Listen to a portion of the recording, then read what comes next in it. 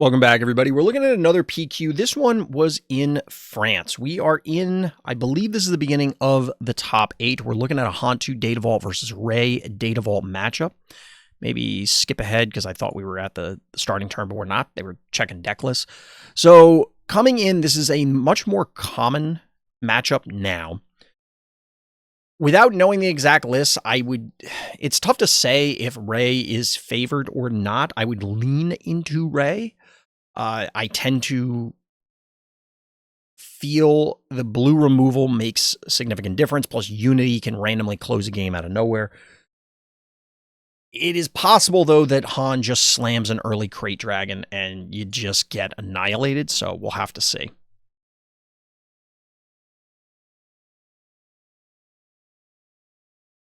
Bernardo, did you pop in just to drop that comment and run? I don't see you in chat anymore.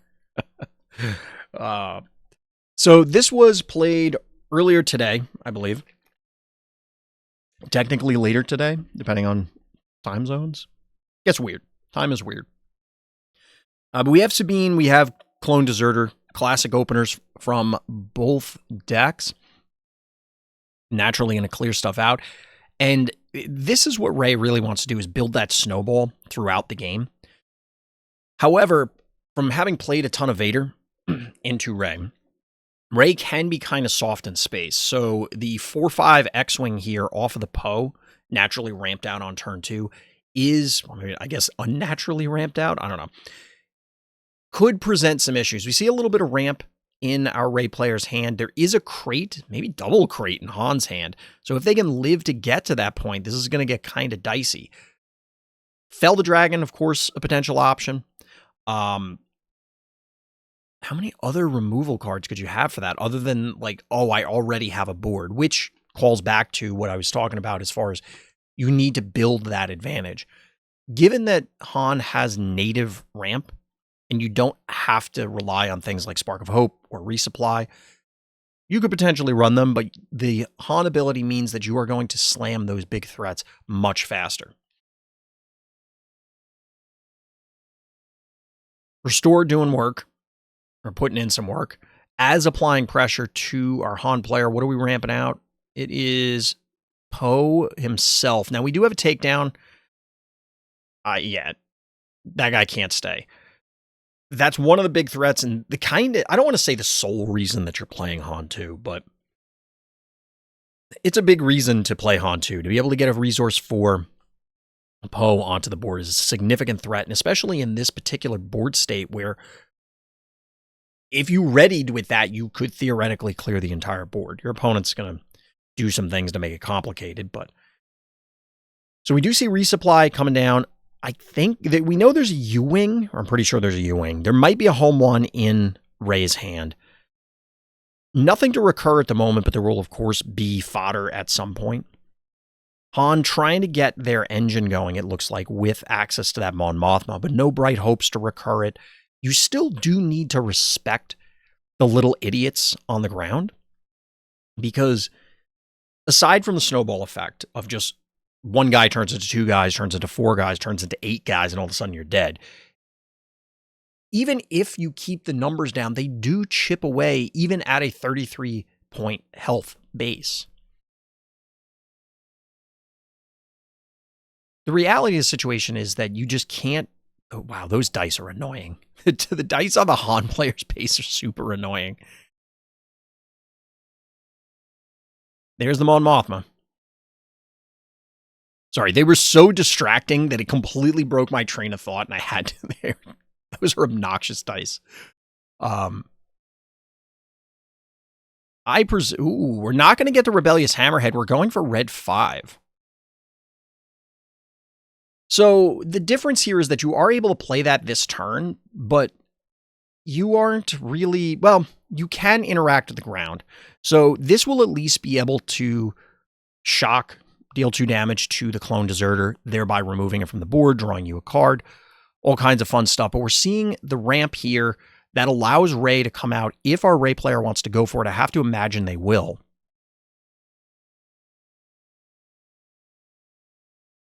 Now, does Han pop the shield? You can kill Han either way here. It's just a question of whether you want to actually remove the village people, which it looks like we're going to do. So it's going to require village people plus the Ray attack in order to eliminate Han. I think you do remove him, just so there's one less thing on the board. Unless you're planning on claiming here, going into Resource 7, which, if you draw a Luke, you can just cleanly remove the Han, and then you're a million miles ahead. Yes, they have Red 5. Yes, they have the X-Wing. And that is an argument to not run into the Han, is that the Red 5 is going to be able to poke away at the Ray.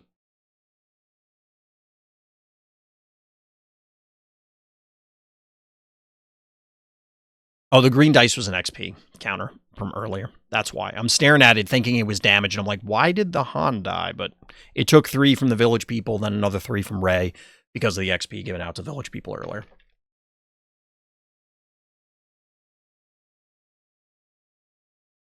All right, so Red 5 getting in. Who are we going to shoot?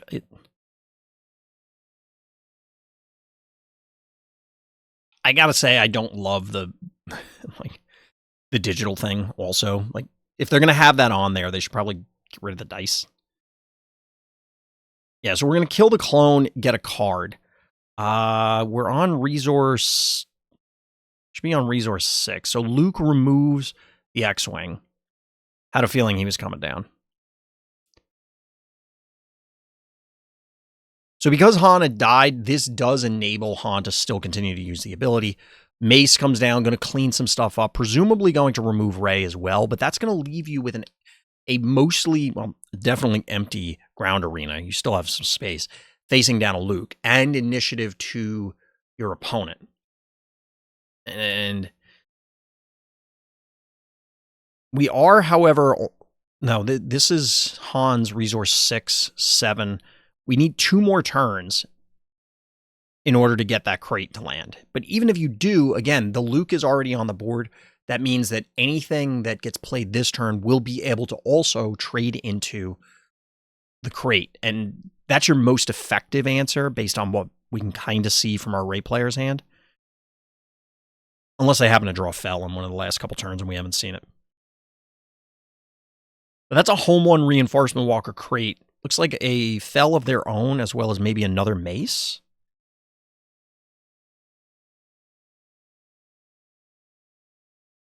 It would feel real bad to just have to Fell this thing. I kind of... Personally, I would lean towards advancing a threat. Like getting more stuff on the board that your opponent has to care about.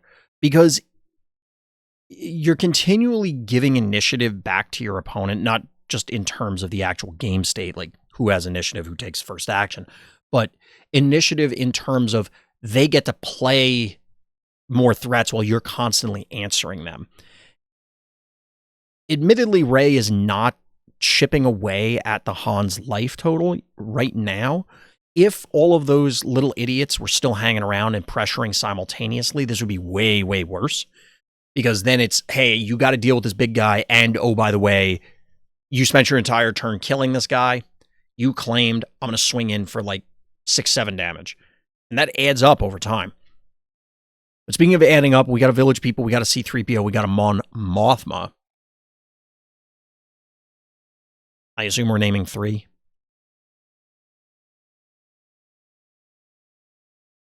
We named 1. Wow. And he knew. That's bold.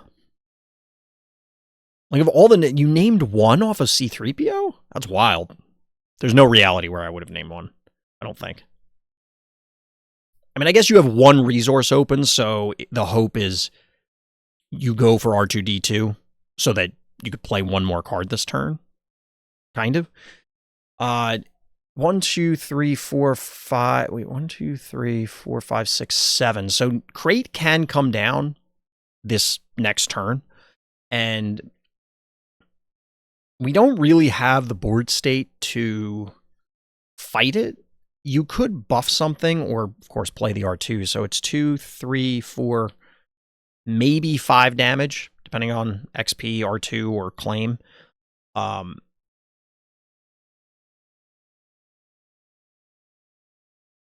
Not thrilled, but we'll see how you can deal with it. Akbar could come down. I think we just saw an Akbar in hand, which means that it's dealing 5. The combination of those still won't remove it because they're probably going to shoot like the readied C-3PO to get rid of it. Yes, this is top 8. So we did complete. This is the VOD. We already have a winner. Spoiler alert, I know who wins. I'm not gonna spoil it. Although anybody watching this on YouTube is gonna probably already know or not care. Yeah, I do the VODs. I don't want to record or stream them, like let people watch the live thing, and then I'll do commentary afterwards.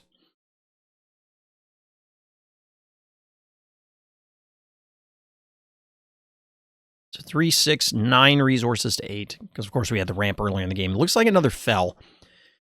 No crate this turn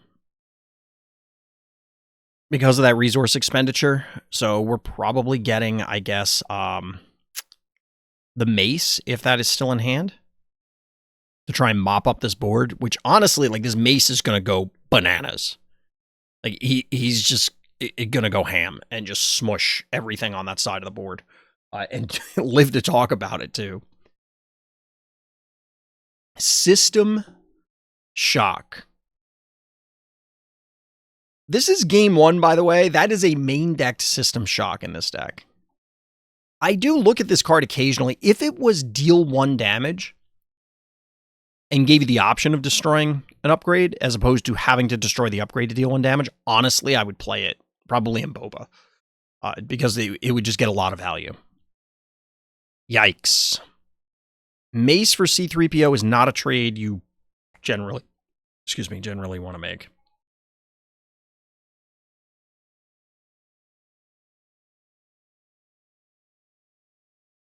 This is looking horrendous for the Han player.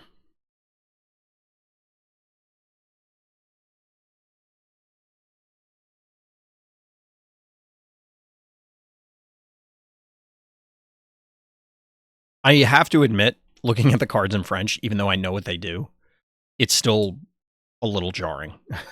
It still throws me off a little bit. All right, so we're going to fell once again. Luke fell. Unfortunately, that looks like all our Han player is going to do this turn. And again, there isn't a massive clock from Rey. So maybe this is fine. Because you're only at 13 as the Han player, which means that you do still have breathing room as long as, if Rey plays like timely reinforcements here, the game might be over. It's a bright hope. Because with timely reinforcements, you get 1, 2, 3, 4, 5, 6, 7, 8. I think you get 4 X-Wings. I think it's for every 2 resources. Mon Mothma probably going to fetch, it looks like Cassian.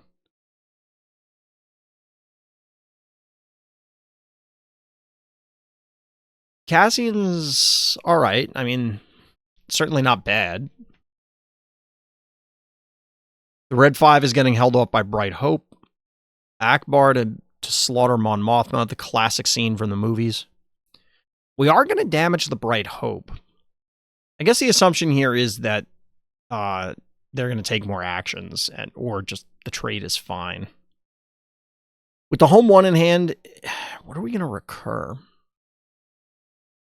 That's actually the real question. Do a little cycling with R2. Our Rey player does need to commit some, we'll call them real threats to the board, because the longer this game goes on, the longer you're giving the Han player the opportunity to claw back in somehow. Is that something that is likely to happen? I'm not sure. Crate is, I keep coming back to the crate, A, because we know it's in hand, but B, it is a big threat that there isn't a clean answer for unless there is a fell. You could Rivals Fall, I guess. Some of these Rey lists are running Singleton or Rivals Fall. You certainly don't want to entrench it. I can tell you that much. But right now we're representing 1, 2, 3, 4, 5, 6 damage on board. But the crate no longer has to be powered out, so it's going to be the full 10 health.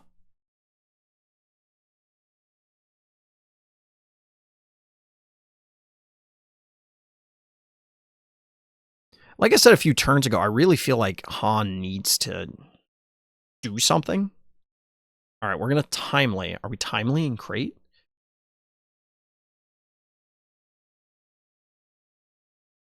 Four, 8. General Recon. Or Recon? I don't know. Like, at some point, it feels like both players are just hell-bent on not playing their big haymakers. Now, Rey, I think, just doesn't have them right now because, well, 2 Lukes are dead. But you've already baited out 2 Fells, so if you had a home 1 or something, I think you're just slamming it. Whereas our Han player is playing it much more patiently. Bright Hope going to clean up in space. I have to imagine Han claims here. So with a billion resources, are you smuggling a timely? Nope, it is a tech. Let's draw infinite cards. But you do kind of need an answer for the general, because otherwise he's going to eat that tech alive. 6. That's a Fell the Dragon. That cleans up the general rather nicely. The drawback, of course, is that is 1 less Fell to deal with the crate, Reinforcement Walker, and Home 1 that we know are there. However, all that damage, the chip damage is getting there. 21 to 10, it's not like you're in check, but it has to feel like that. It's the creeping death. The death by 1,000 cuts. And it's not an enviable position, I can tell you that much.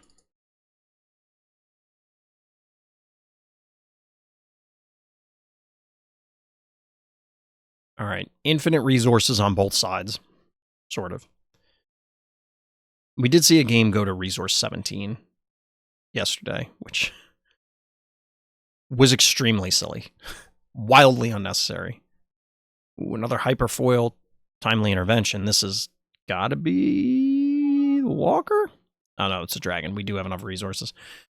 Gonna run over the tech. Definitely the correct choice there. That guy's got to go. Cannot allow him to exist.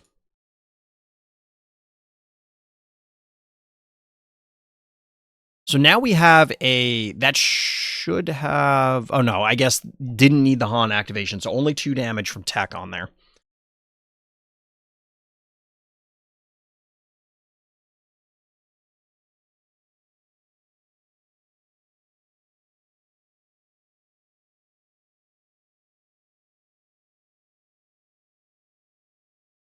Sorry, uploading some of the other VOD reviews while we're watching this one.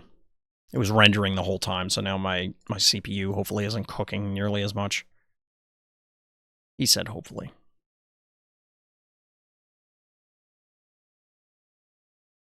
So this is the board state that I was concerned for Rey.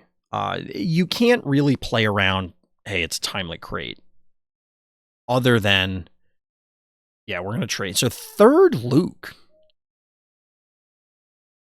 I mean, yeah. Sometimes you just draw all of them. What are you supposed to do? It's like, well, you got me. You got the 3rd Luke. Just enough damage in order to take down the crate. I was going to launch into my repeated explanation of how difficult it was going to be to remove crate, because I certainly wasn't expecting the 3rd Luke. Sometimes you got all 3.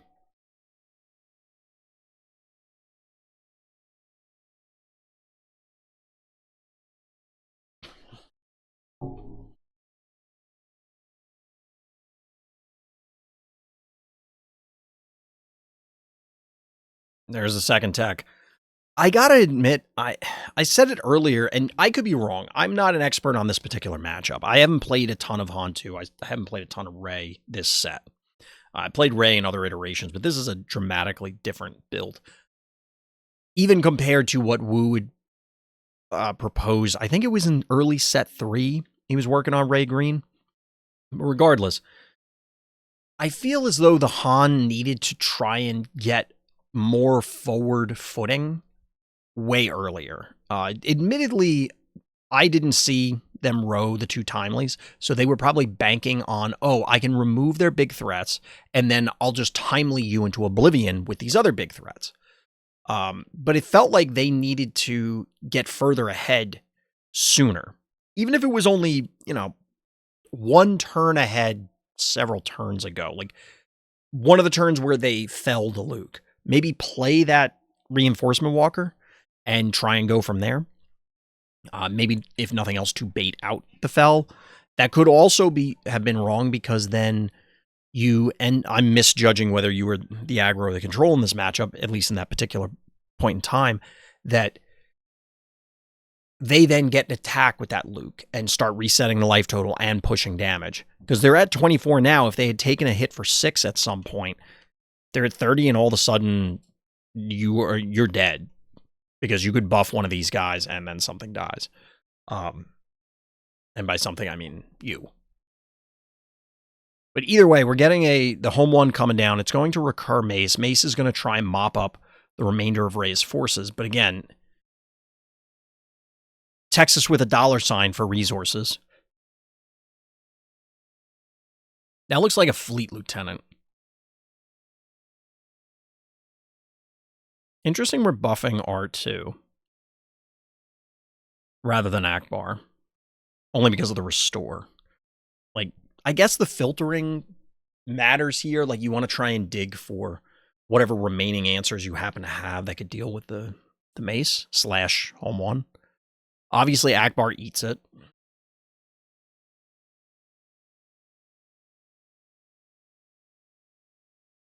Fleet Lieutenant in for 5.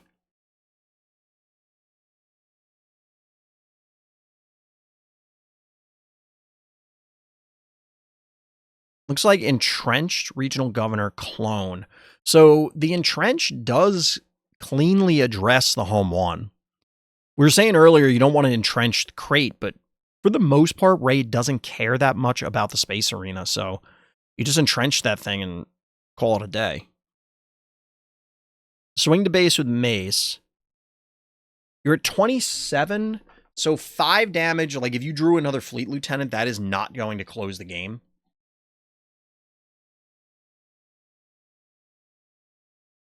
The restore from the home one on the Mace is actually kind of bonkers right now.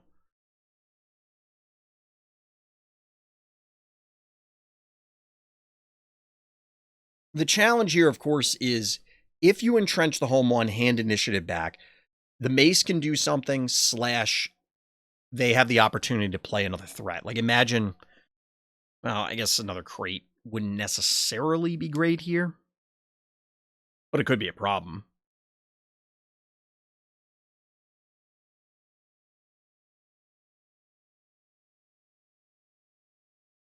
So we get the clone, and this has got to be the entrenched. All right, regional governor first. What do you name here?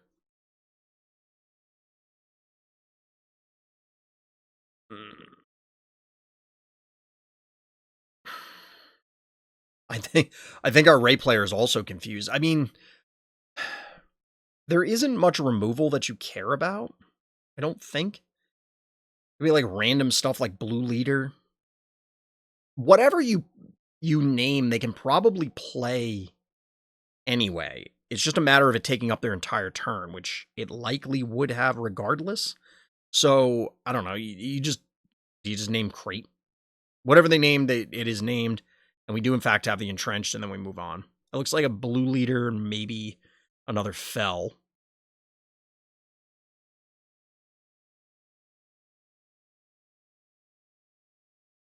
There is still that Cassian from like 80 turns ago.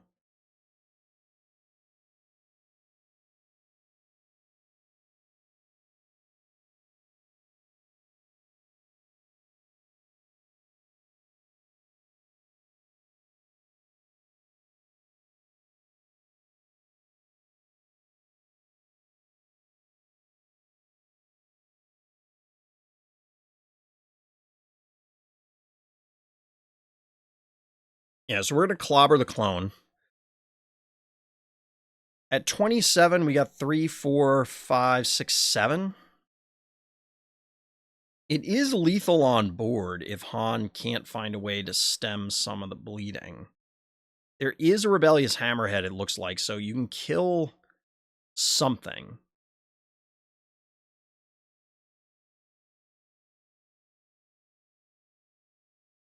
And of course, Mace can also attack.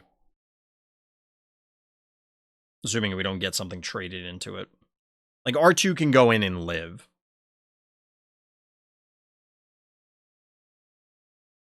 I don't think that's really what you want to be doing, but...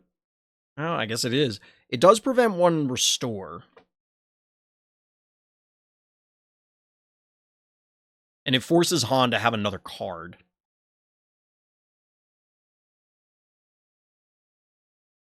If you're operating under the assumption that you can't kill this turn, this is probably the best option. I think the play here has to be the hammerhead, right? It is, in fact, a hammerhead for, I don't know, 4 cards? Whatever. It's enough to kill the Fleet Lieutenant. That's all that matters. And you do have enough resources that you can smuggle a Cassian, clean up R2. Probably has to happen. I imagine we're going to get Fell to remove the hammerhead at some point.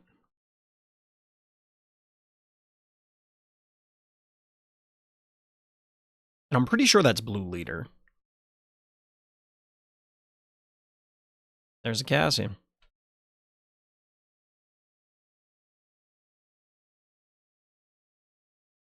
All right.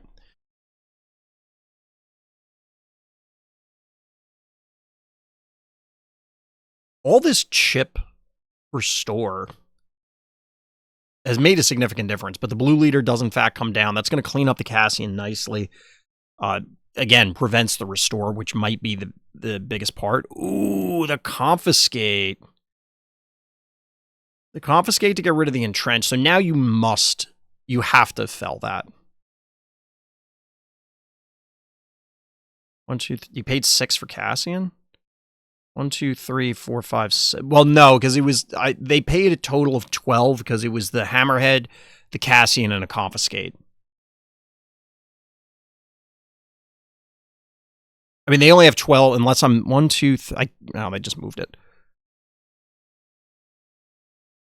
I think they paid. It was 6 originally for the hammerhead, and then I think it was 5 for the Cassian, and then they might have paid 6 at the time and then messed it up or something. But yeah, at this stage, Rey took over. I still feel like Han just needed to do something proactive sooner.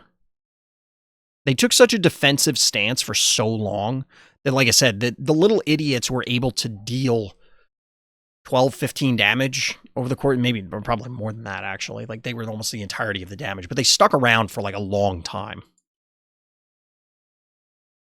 It's almost one of the core strategies of the Rey deck is just lull you into a sense of complacency because it's like, I'm only taking like 4 damage, but you take 4 damage across 20 turns.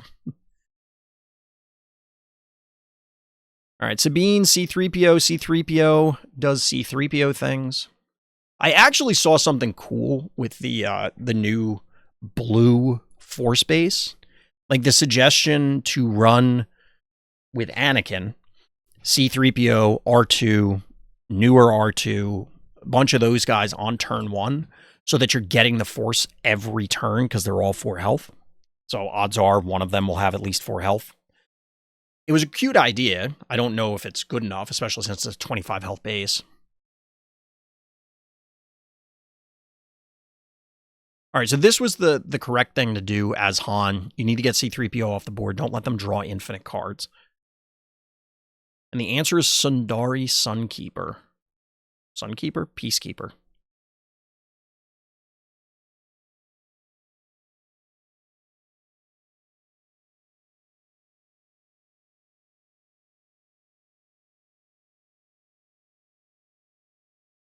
Definitely different board position compared to game 1, where it felt like Han never had anything on the board.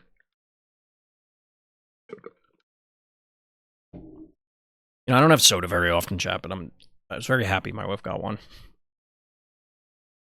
I didn't want to have coffee this late in the day. Blue Leader, that looks familiar. Quicker install than you expected? Nice. It's always nice when a project takes less time than expected. I don't remember the last time I had that. Village people coming down.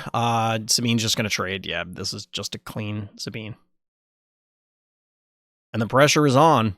It looks like we do have a Blue Leader to answer. I have to imagine it'll be Blue Leader into the fleet, make you trade in. We'll see how our Ray player wants to line this up. Takedown, maybe a Fell. I'm trying to see what else is in hand. I can't quite tell from our Han player, but yes, it is in fact a Blue Leader, of course, going to kill the Fleet Lieutenant as mentioned. It is extremely unlikely that Han is going to be able to remove this out of combat unless they have Rebellious Hammerhead, which I guess wouldn't constitute extremely unlikely. But they could play it this turn, pop it, and then you are like light years ahead of your opponent. You're going to have the deploy. You're going to be able to go base with the Blue Leader, and you have the space threat. But instead, we're going to clean it up with Han and then play Poe. And this does not look great for Rey. I don't know what the answer for Poe as a healthy Poe is. We saw it in game 1, but it came out ramped out, which may have been, okay, Fell. That'll remove it, but still leaves 8 damage on board. Technically 5 if you count the restore with Rey.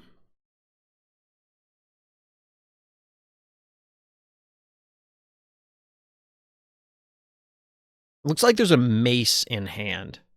Oh, man.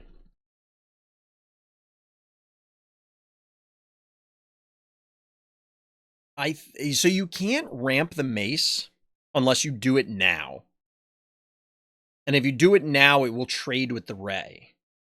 But honestly, I don't know if I hate that, right? You can't 1, 2, 3, 4, 5, 6. Yeah, so if you ramp the mace out, hit Rey. Rey trades into it. Because remember, our Rey player only has 2 resources open right now. Yep. I think this is solid because then you still maintain the Han and the Blue Leader. Or if they decide to kill the Blue Leader, you maintain the mace. Either one, it's kind of the same thing.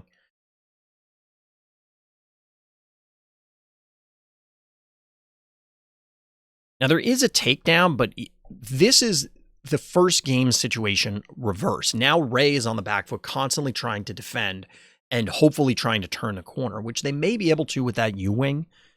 And it looks like there might be a Luke in hand. I can't tell if that's a Luke or the X-Wing that draws. It looks like there's a laser, but I don't know if it's a laser sword or a pew-pew laser. Pew-pew, pew-pew. I'm really disappointed we still haven't gotten a blaster that says, if you make a pew-pew sound, get some sort of buff. That's interesting, killing the Han.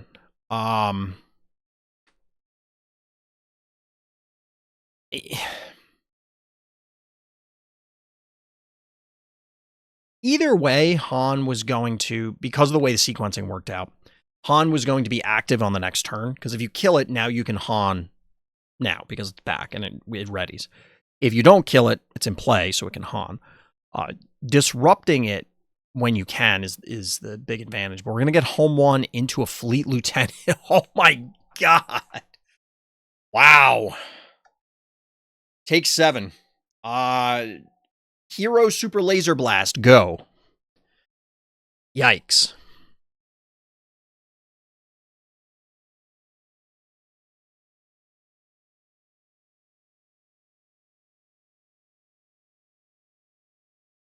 I'm not sure what's happening here. But I'm confident if it was done on pen and paper, it wouldn't be this complicated. Hashtag just saying. It's a hill I'll die on. Just do it on pen and paper. All right, so we do have the Luke. That will clear out the mace. Gets a little bit of time, a little bit of breathing room for our Rey.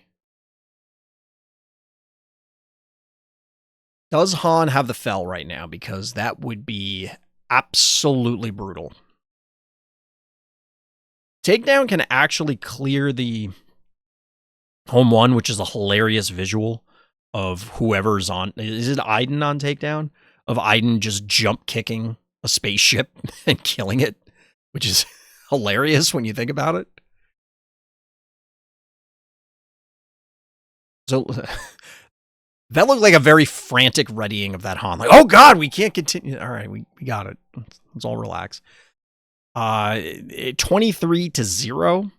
A lot of board state in favor of our Han player. Gonna try and drag this out so that they have to make the Rey player do something, so that way you don't have to play the crate into a risky position. We're gonna get the takedown to remove home 1. I don't hate the idea of attacking with blue leader first. Obviously, Luke is on the board. But maybe it would have been worth attacking with home 1 first. This is probably correct. Do it the way they did.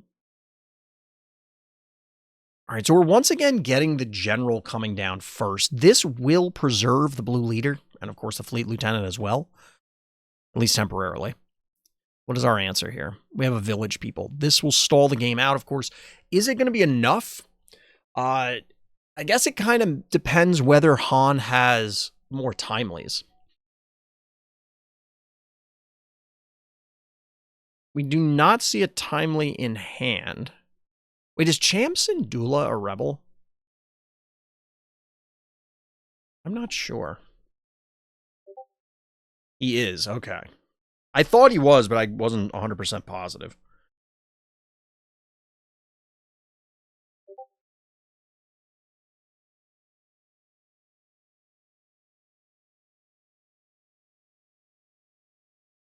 All right. Sorry, I was getting real life pings. So Rey has sort of stabilized in the sense that you're not in immediate risk of dying.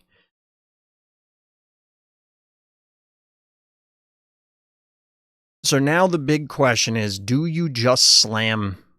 Wait, is crate... Okay, for a second I thought they rode the crate dragon. Mon Mothma will trade here because of the buff village protectors. And Riken lost Sentinel, so now Luke or village people can crash into whatever they want.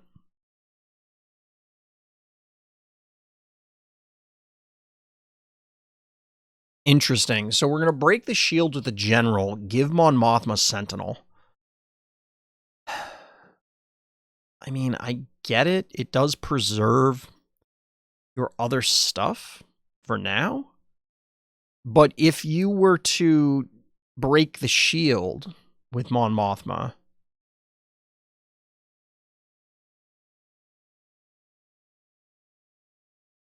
aren't we basically in the same position? Just... you would end up saving either the fleet or the blue leader, right? It feels like that guy got sacrificed for no reason. Oh, home 1 immediately snags the village protectors. That, man. Does Han look like they were completely in the driver's seat, but all of a sudden the life total is going in the wrong direction if you're the Han player.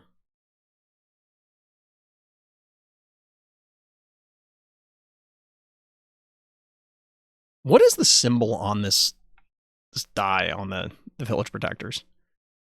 I don't recognize what this is.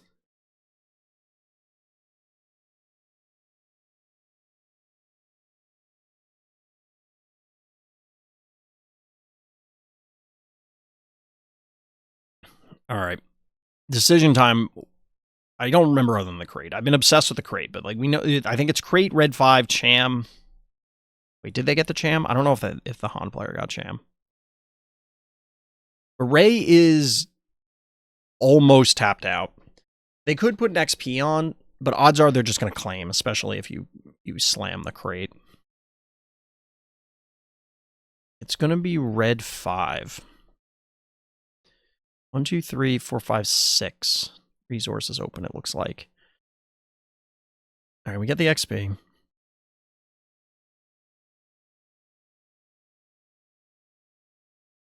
I don't love some of our Han players' lines. And maybe they're correct. They obviously made it this far. And again, I'm no expert in as a pilot of Han 2, but it has felt as though they have taken... Oh, that's another Poe in hand alongside salvage. Interesting. It just feels like they've taken a variety of rather defensive approaches. It looked like it was going the other way at the beginning of this game, but...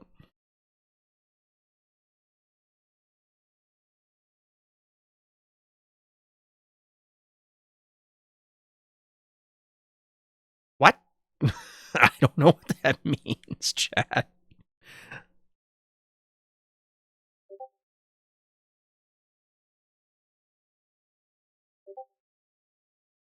Well, yes, this is a French PQ. Of course it's in French.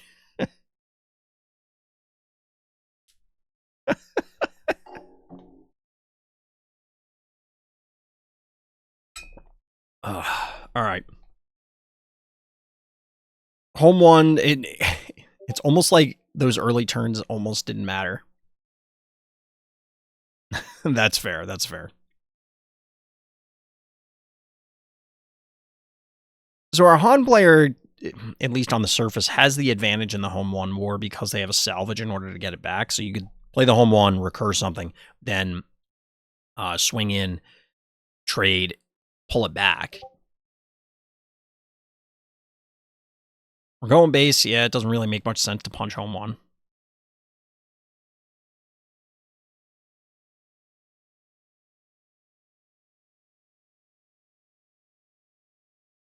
Yeah, I could be completely off base here as terms of who's the control and who's the aggro. But it just feels like the Han player has played too defensively at almost every opportunity. And it's obviously hasn't cost them the game yet, but it definitely doesn't feel good. So we're going to match home one to home one. We're going to spend some extra resources for... What do we get that's 5? It's going to be Poe. That's a pretty good thing to recur. However, we have a ton of resources open. What are the odds Rey boarded in choose sides? Or has access to it at all? Probably has it in the board. I wonder if it comes in this matchup. I presume it does. Yikes. Luke to snipe.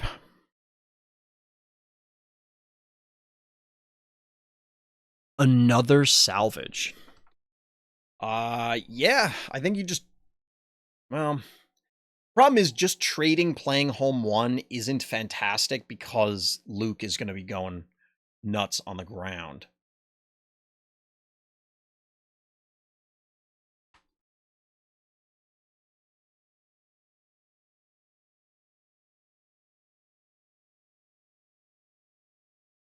So what is the plan here? We have a U-Wing in hand. I think there was a takedown in there still. We're just playing Poe. So putting Poe in the home one is cute until you're about to get felled. Like, okay, so I really don't like this play because you have salvage. So just trade the home ones. Then they attack with Luke, and then you salvage your home one. I guess if you did that sequence, though, if you attacked, they swing, you salvage, they fell, you're left with whatever you put on board, and that's it, which presumably is like Poe again. But you have double salvage. I guess this leaves you with the home one on board, so maybe this is better. If you're trying to play around the fell, is it better? You had to know that he had it. It's true. I'm not even going to attempt to pronounce it in French. I have no idea how to pronounce that in French.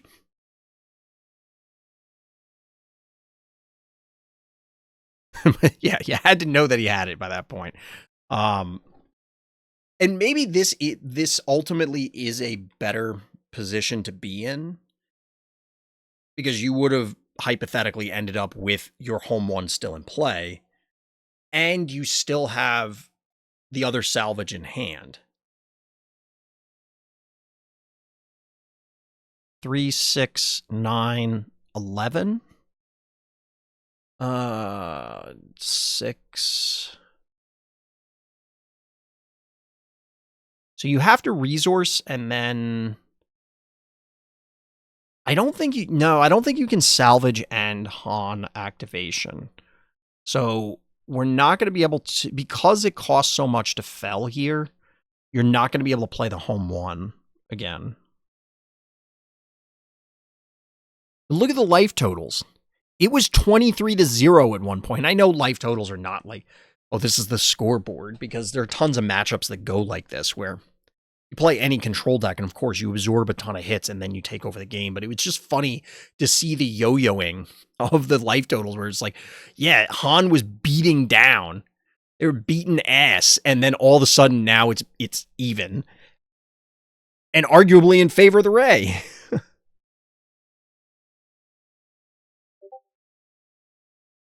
I'm ordering my French Legends of the Force booster box as we speak. Do you speak French? Not a word. Even better. That's the best way to learn new cards, is just order them in a language you don't speak or read. The classic way to learn a new language.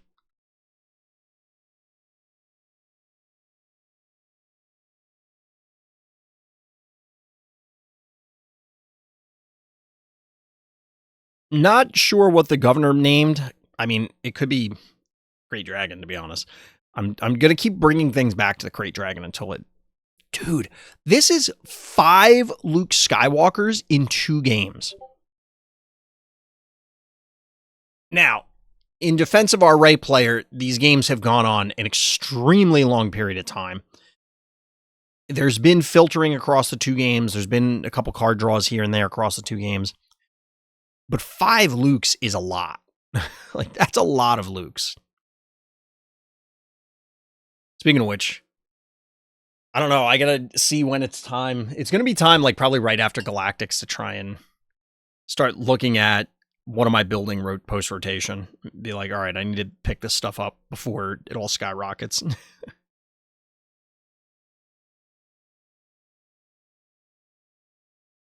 So I'm thinking it's Walker something. Ooh, Rivals Fall for the Poe. This, dude, Rey has got all the answers for this Poe.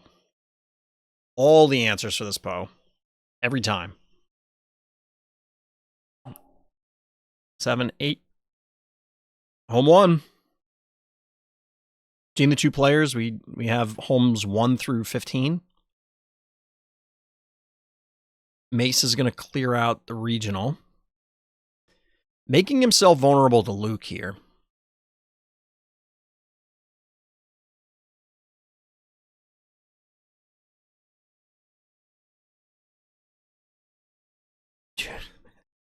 Oh, this game is so grindy.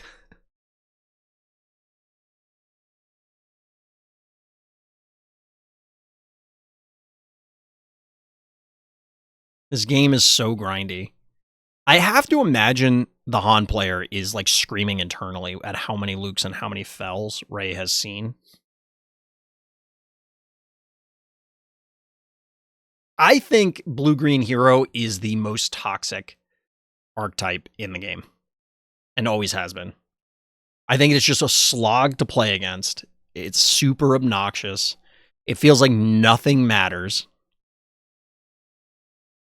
I legitimately don't feel that. So we smuggled a regional governor. I wonder what that's naming. But I legitimately do not feel that things like Bosk or other, 80 removal cards .deck, even the Pre-Vizsla from yesterday, I do not think that those are as painful to play against as it is Blue-Green Hero.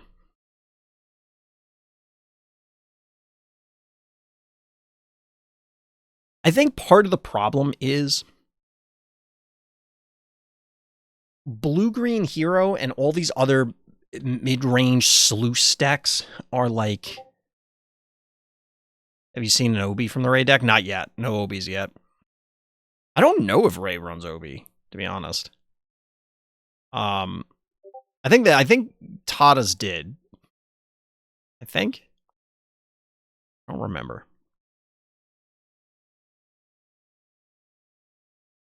But all of these blue-green, grindy-ass mid-range things, honestly, it kind of feels like the game is over kind of early, but it's like you have to, like, imagine a combo deck that could burn out partway through. Like, you're doing your loop, but there's a variance component of it, like you have to reveal cards on top of your deck or something like that, and if you don't reveal the right cards, you die. Ooh, that's a smuggled timely reinforcement. How many are we getting off of this? 6, 9, 12. So you get 6 ties or X-Wings? But the point is that the mid-range decks, okay, those are all X-Wings. I know they're droids. Because it's kind of like, oh, they put a bunch of medium-sized bodies on the board. They eventually start turning the corner, and then it's, do they draw the things they need to close the game out, to continue the pressure or keep you from disrupting them? Which sounds abstract enough that, like, yeah, that's how, like, every deck works. But it definitely feels to me that these mid-range piles are more top deck reliant than tons of other archetypes, tons of other decks. And as a result, it feels awful. Because now you're staring down, again, this snowball. There's an enormous amount of damage represented there. Yes, you have some restore. Yes, you're not in danger of dying. But either home one or the walker is going to get felled. I have to imagine the walker.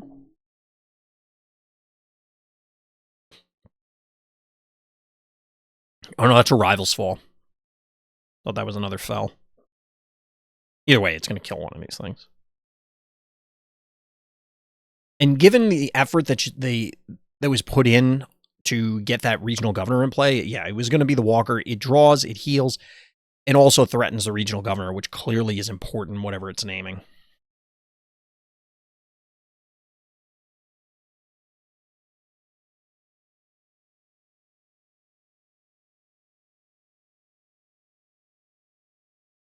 One, two, three, four, five, 6.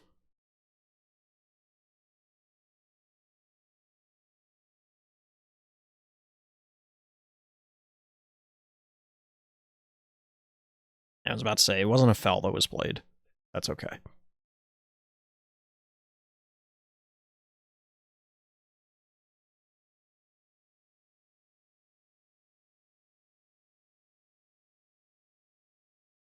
Akbar, Blue Leader, Bright Hope. There's another U-Wing. There might be a home one in there, too. Dude, why do you have 80 billion resources? Good God. Oh, my Lord.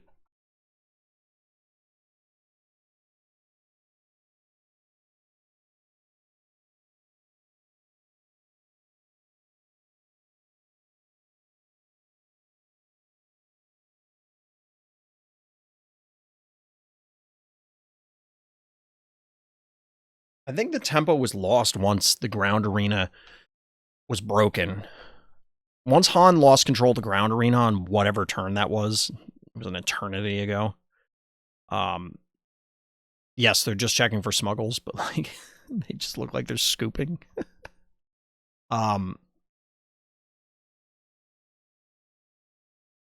It feels like Han could never get back in this game, and like I said, I would have liked. Oh no. Choose sides. Choose sides. You hate to see it.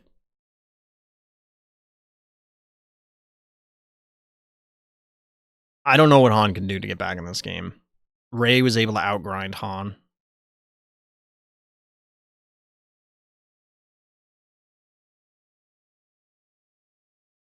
What did the Han... I can't remember now. Because it feels like it was 40 minutes ago. But I don't remember what happened on that one turn where Rey was really able to break tempo. And it felt as though Han had an opportunity on that turn to do something. Something different. And it kind of boils down to, and there's a handshake, GG.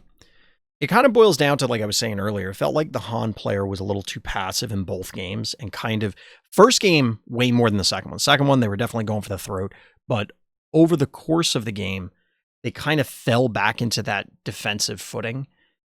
And then once they started falling behind, they kept falling further and further behind and could just never get out from behind the 8-ball. So, GG. All right, let's skip ahead. This, I imagine, will be significantly quicker.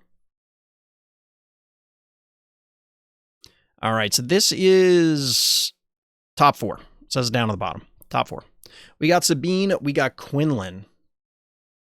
Spoiler alert. I know what happens.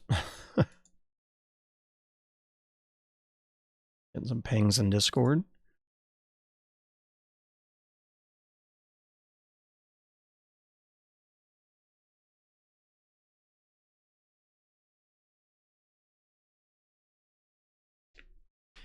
Ooh. Do we have an all hyperfoil? Do we have all hyperfoil both decks?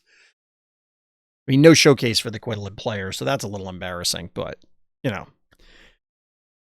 It's how it goes sometimes. Okay, we're going to cover up the bases. We are, in fact, only using the cell phone.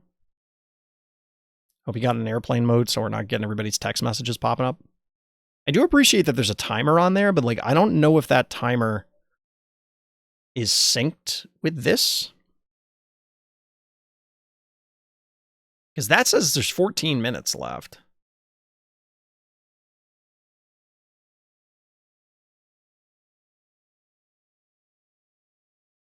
It does not appear, like, this looks like game 1. I mean, they say it's game 1, so I'm not sure what the timer down here versus the timer here is. This says, it looks like it says 72 and change because I'm 75-minute round, so that makes more sense, but. So we did get the ping. This is a comment I'll make, is a lot of people locally have been struggling with Sabine into Quinlan, and I think just playing the turn 1 play was actually a mistake. You absolutely ping first and dirtle.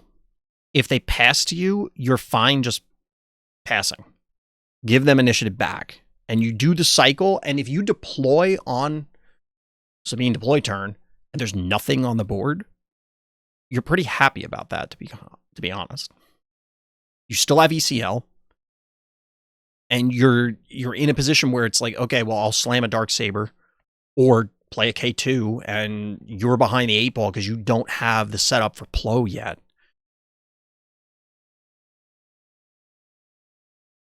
So the question is, do we get an underdrop here?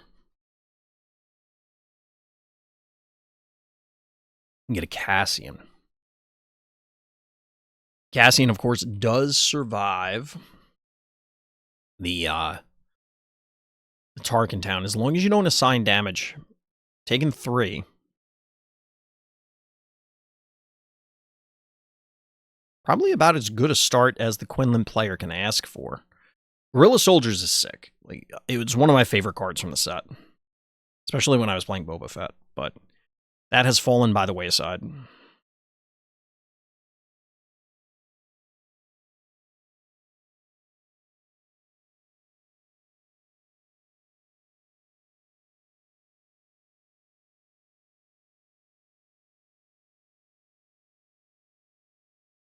Tarkin Town to remove the space threat. That's fair. Yeah, I guess that makes sense because you can't Tarkin Town the Cassian to death. So if you need to kill something, you're killing that. I cannot tell what that red card is in the middle of our Quinlan player's hand. There's some kind of event, but I don't know what one it could be. The art looks strange.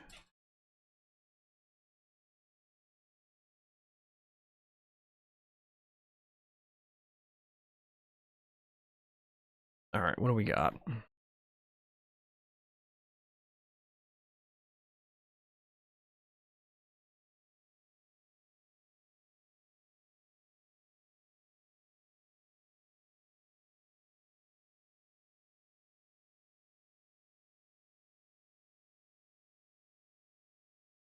Did they play out? Oh, man, I don't know. I hope they don't play out both top 4s on stream. I mean, I kind of want to watch it, but at the same time. So action to our Sabine player, I believe. You just attacking here, I think. They are representing, an early deploy. I don't love this. The reason for that, this is saying, hey, I might have Darksaber. So unless we're trying to bait out a surprise strike, which is the problem, if they have a surprise strike, they just eat your guy? This does dirtle a little bit to make it so that they can't, like, they have to make some weird decisions possibly, because we see the Fleet Lieutenant, Poe, Wrecker. We know that there isn't a Darksaber in hand. So if you Fleet Lieutenant immediately, they can run both guys into the fleet. They could have run both guys into the Cassian. I don't know. The early deploy is a little puzzling for me there. I feel like I would have taken the damage while I can, either through fleet or something else. It does, like I said, take a lot of pressure off of your opponent. Excuse me, if you advertise the fact that you don't have Darksaber, because you exhausted resources to play stuff. So I get the bluff there. Did we pass? I think our Quinlan player passed, which I guess is saying I have Bamboozle in hand?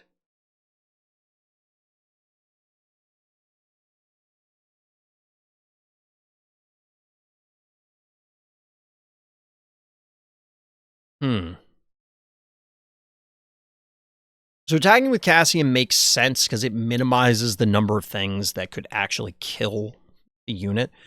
If you attack with Sabine, then Cassian can die to lead plus gun, and thereby you miss out on damage. But you really need Sabine to connect here. You got to hope they don't have Surprise Strike. And it's going to get messy next turn, because if they have Plo Koon, they're probably removing 2 guys before you do much damage. I guess you could... yep, there's the gun. We're actually going base. Our Quinlan player feels confident in racing here. They are going to be ahead in damage, but they may give up initiative.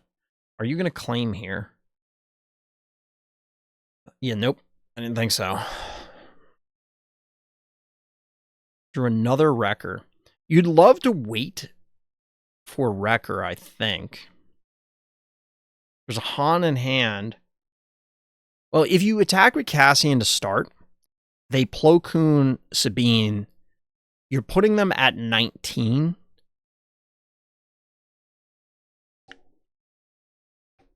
You take 5? Possibly 9. 9 puts you at 24. They're at 19. And you do...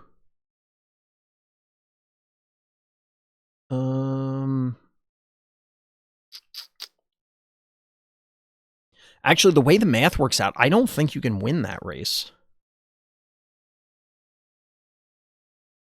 Okay, so we're going to Poe to clean up the board.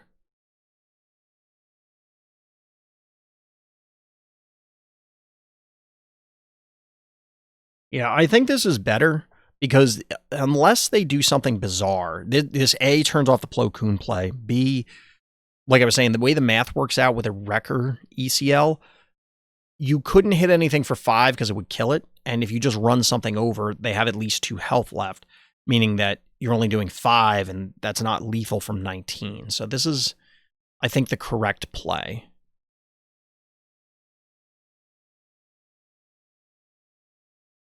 Three, 4. So you can Plo Koon the Poe to death,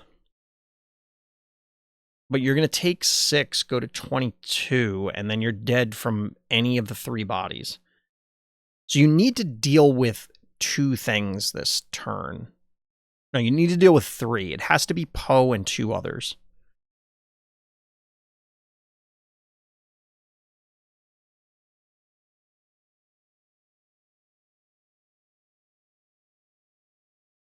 I don't know if you can do that from 5 resources. If you have another gun, That doesn't help you.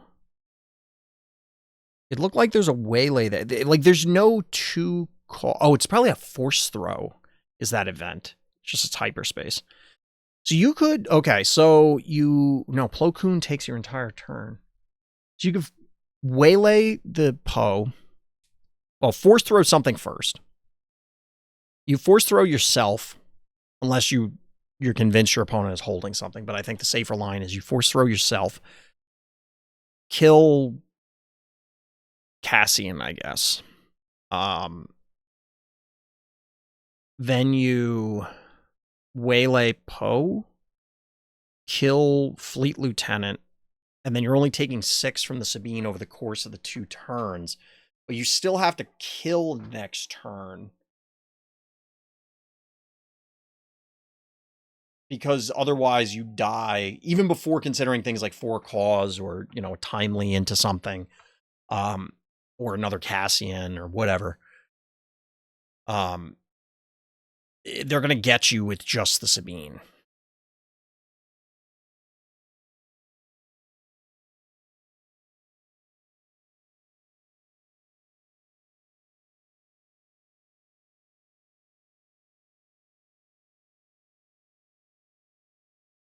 I mean, there is a world where you can, you force throw and kill the Poe.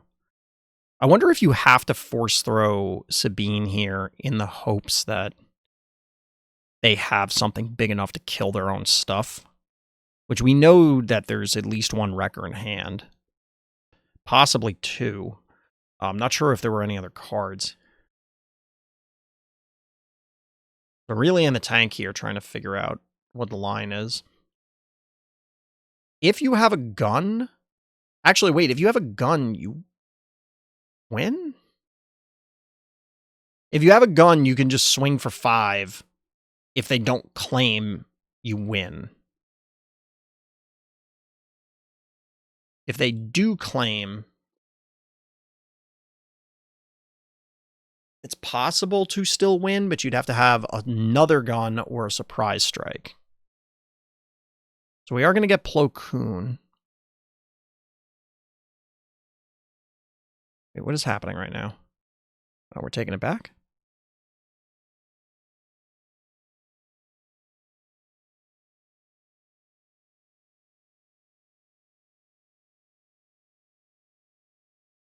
Yeah, so Plo Koon, kill the Cassian. Did we miss a ping?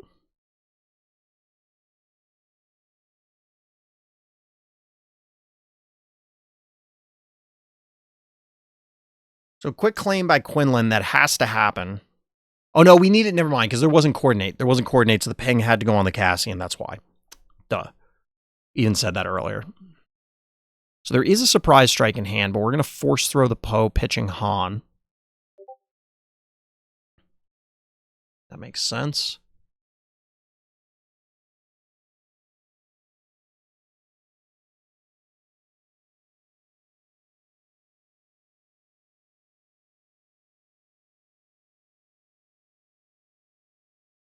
$22. So you have to kill in 1 action or stop the Sabine from attacking. And I'm not sure how you do that. Surprise strike will do it.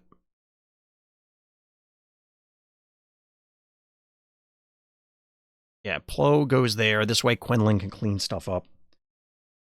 Wrecker to kill the Plo Koon. And we waylay the Wrecker. Okay. Did Quinlan stabilize? Because that was looking really messy for a second, but it did seem to work out. So the mistake here by Sabine, I think Sabine attacked to put them at 22 with Sabine leader. This is going back to the Quinlan deploy turn. So we had the Plo Koon played to remove Cassian. Sabine attacked with Sabine leader to put Quinlan at 22. There was a Poe on the board already. If you had instead claimed and just hit base for 8, because you were at 9, like, weren't they just dead? We'll let this game play out and then go back. I feel like they were just dead, unless there's something I was missing that I'm incorrectly remembering. Green squad.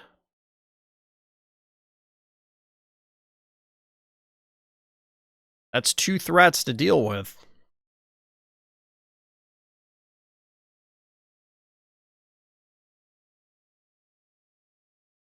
Yeah, were they not just dead? This is going to drive me insane now.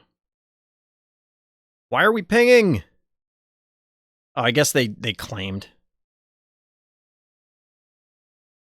And it looks like Sabine took it because I don't see any way that they were able to answer it. So let's go back to this turn.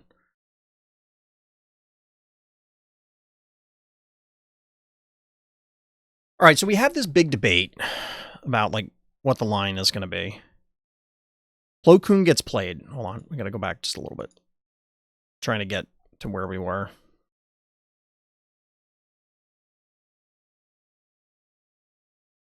Since they were thinking so long. So I'm pretty sure what happens here is we get the Plo Koon with the ping.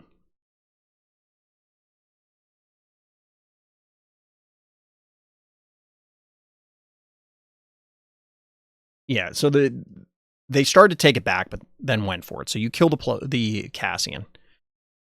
So hold on, you're at 17. If you just claim as the Sabine player, they're dead. Right?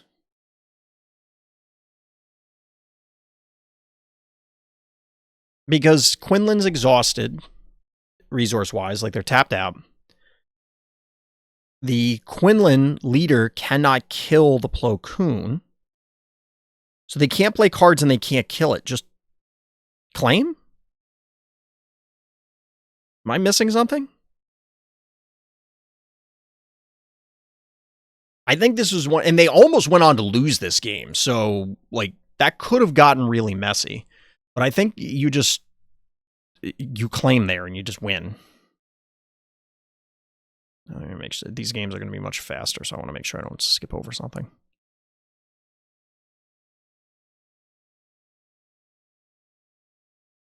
All right, so game 2.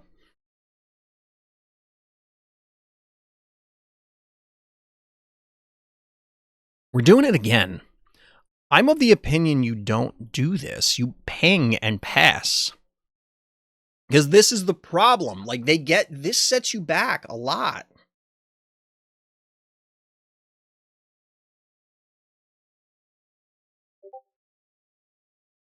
I don't think Quinlan can beat Sabine in most cases. I think Sabine is favored. But I've talked to a lot of Sabines locally who struggle a lot with the Quinlan matchup. And without watching their games, I mean, don't get me wrong, Quinlan can win. They roll 25 health bases, you run surprise strikes and hotshot blasters. And you have a 6 attack dude that comes out on resource 5. Like, you can put on the pressure. Waylay the Cassian. This actually is a good setup for Quinlan right now. Like, you have board position. Do you have a... Ooh!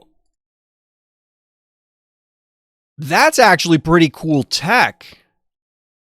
The 4/3, like, clone sharpshooter or something. It's a 4/3 for 4 with ambush. That's actually pretty cool tech. Sabine is hard to play well. I agree. People underestimate. They're like, oh, it's just dummy aggro. It's not. You really have to play well. And it's a lot of constant arithmetic. And it's very easy to have something disrupt the math.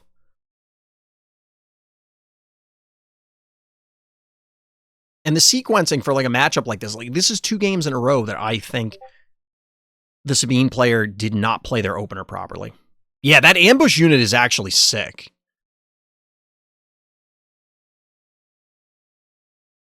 So the ambush unit trades with K2. Get a red 5.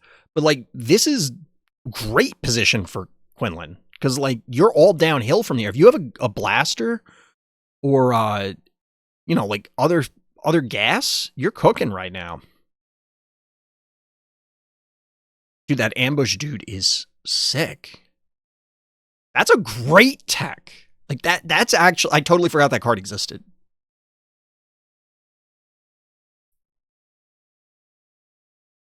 And I remember looking at that way back when, and I'm like, this thing is cool. Like this could have a home, and then I totally forgot about it. That's what's going to happen to me at Galactics. There's going to be some weird ass thing that catches me. Only because of Quinlan ping? Yes, but like, it's the same reason you do it with Forlom and CAD. Like, you'll always have the ping. It's like, oh, obviously it's only because of the Quinlan ping, but like, it's always there. Galactic's going to have the ultimate spice. I don't know. I don't think there's going to be anything too spicy. I think a lot of it is going to be known quantities, like, by that point in time. So we got the ping. There is a blaster. Getting in for, oh man, 8. This Sabine is cooked at this point because you have to interact with their stuff. And if you don't, you just die. Still considering on going. I'm officially going. So it should be fun. I hope it'll be fun. I don't like traveling though. That's a part. Like, I don't really get stressed. It's just obnoxious.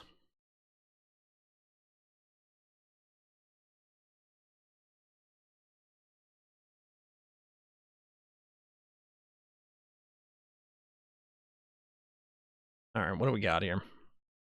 Honestly, I don't know how Sabine comes back from this position.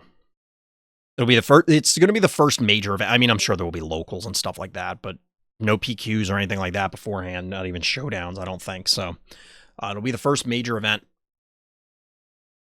And then the second major event will be there as well because there's either a sector or regionals or something that's on day 2.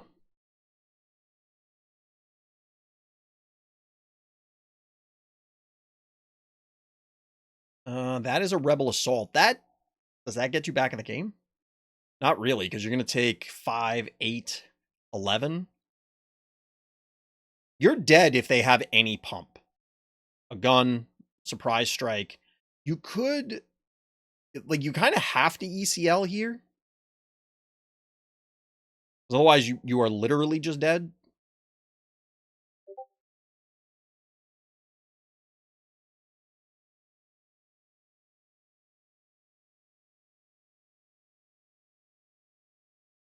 Okay, so we're gonna go base.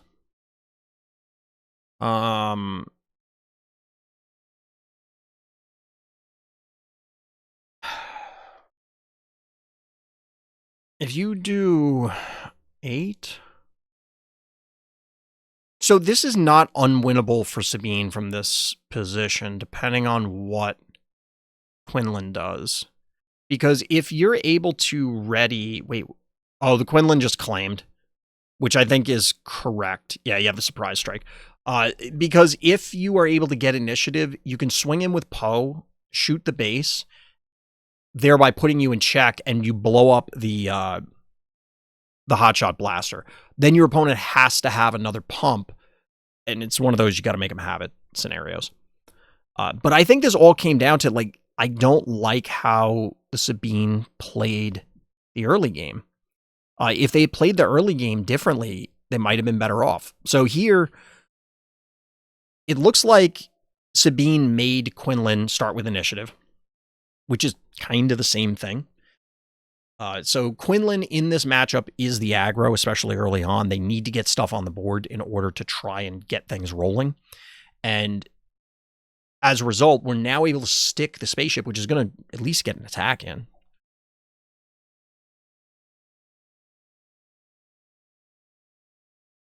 Looks like Fighters for Freedom, not the 3-drop you want.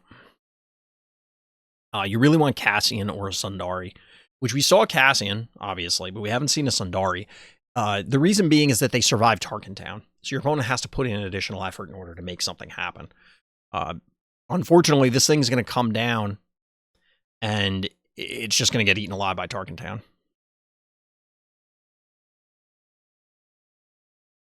We're going to go space, I guess.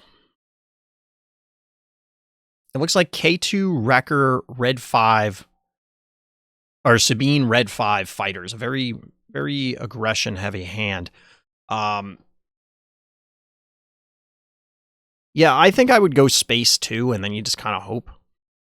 You can dirtle for a little bit. Yeah, you get in. You'll be able to ping.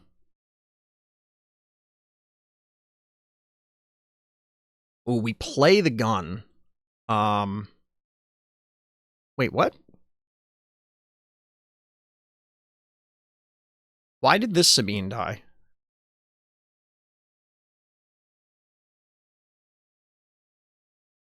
What just happened here?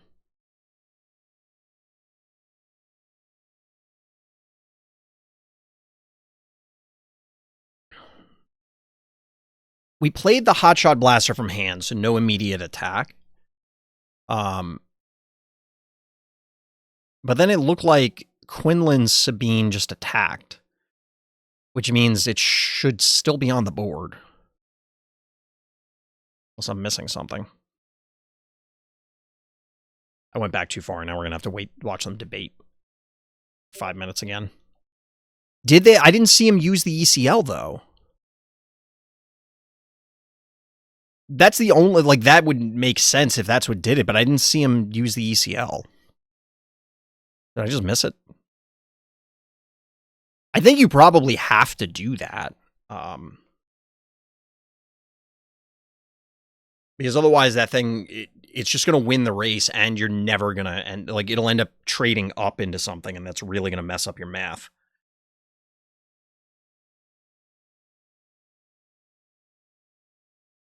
So there's a swing. Here's the hot shot. Does he ECL? I guess that they must have, because that must have been what the tap was on the thing. Okay, yeah. That makes more sense, because in my head I was thinking, yeah, ECL is the only thing that does it, but just the way it played out seemed odd. Not in a horrendous position as Sabine, but you're not super enthused, obviously. Like, having to burn ECL in that way feels awful, but it is what it is.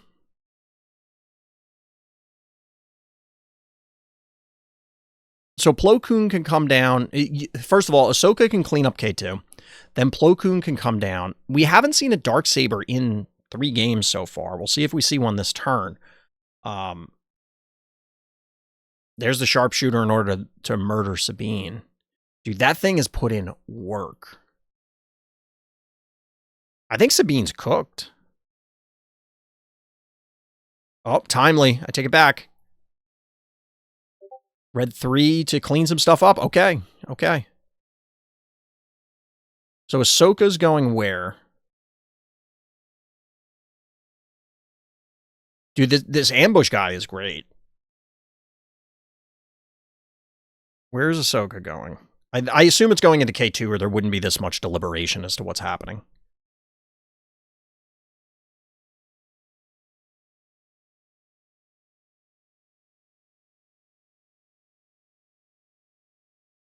Timely Wrecker. No, that's Rebel Assault. Never mind. That's not timely. See, having to burn that ECL so early is rough. That's a force. Oh, no. Okay, never mind. Ahsoka must have gone base. There was a long pause there, and I didn't see them reach for the base. So we're just racing at this point. There is more damage on Quinlan's side. If they have blasters, if they have surprise strikes. Open fire? I know there's been a lot of open fires on Sabine sideboards lately, but is this a matchup you really needed? There's a ton of X5s. I guess you need it to address Falcon, sort of, but your answer is really Sabine's masterpiece. So if you take 6, you go to 17. They'll be at 16. Yeah, you just get in, I think. Imagine if they waylaid. It'd be brutal. All right, so there's another gun. Yikes. So there's Wrecker. Kill Ahsoka. Would pass.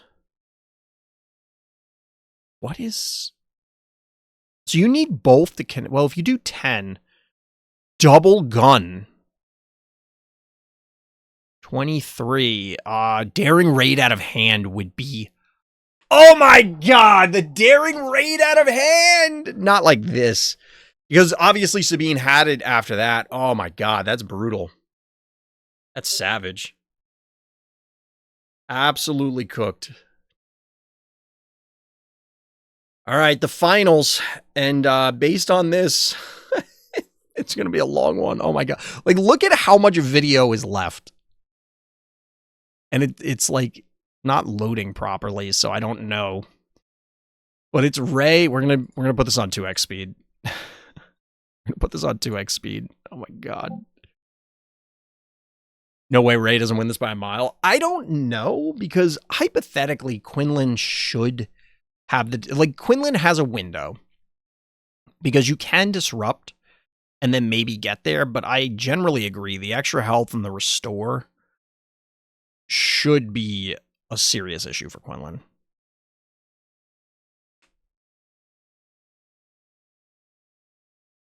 I just don't... Yeah. I've never been a huge fan of Quinlan, and the mantra usually is, well, it's 50-50 against everything. Or certainly... Like, it's not an auto loss to anything, but it's not an auto win to anything. But this has to be a difficult matchup.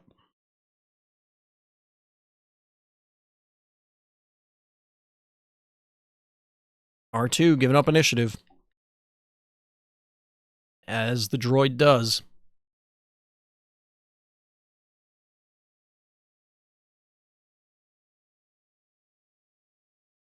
Alright. Yeah, we buff it up. Those hot shots from hand are getting literally out of hand. True. Okay, this I didn't see coming. The turn 1 Leet, turn 2 hot shot on Leet. We do have the droid dynamic duo set up, the unity of purpose. That is not getting played this game. No. Although the home one probably isn't either. But I don't know. Actually, is unity more likely to just end the game? I'm not sure. Either way, we're going to kill C-3PO. That kills off the draw engine. Normally, I'm in favor of killing the draw engines. And again, I don't know exactly how this matchup typically plays out, but it feels tough. Are we going to Tarkin Town the R2? I really wouldn't want to, but... Kira. All right. Takedown, Village People, Blue Leader, Home One, Luke.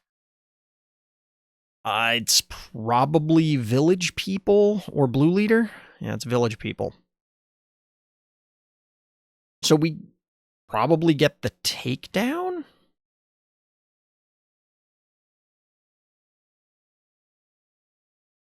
That is not a hand you want to see, no matter what, because either takedown kills her this turn, which is happening, yep.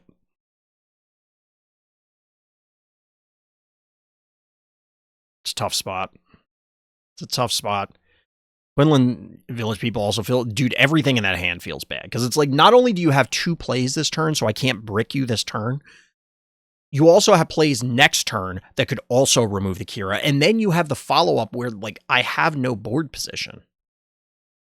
We also got to Tarkin down to remove the R2, obviously. Yeah, maybe Quinlan is just cooked in this matchup. I don't know.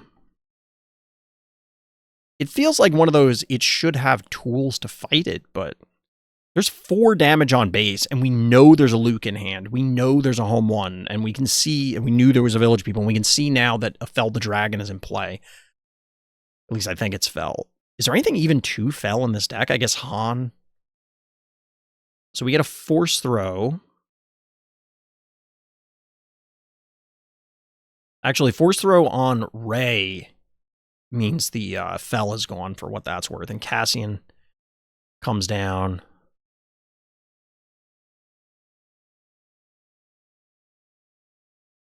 Discard just isn't enough. It's why I would have been better than Han 1 yellow, but it's not good enough. I guess. I mean, the thing is, you have to apply the pressure. And it just completely got stunted by the start from Rey. And it's not looking like it's going to relent at this stage. There's Akira. Fleet, home 1, Luke. It's Luke, right? Yeah. And we're going to ping the shield off. So that does allow Cassian to cleanly remove the village protectors. Quinlan doesn't have to die for this. The only question is, where's Rey going to punch? Presumably kill off Quinlan. Force throw targeting Rey. We knew, well, that our, I can't tell what was just discarded. It was the fleet lieutenant. That makes sense.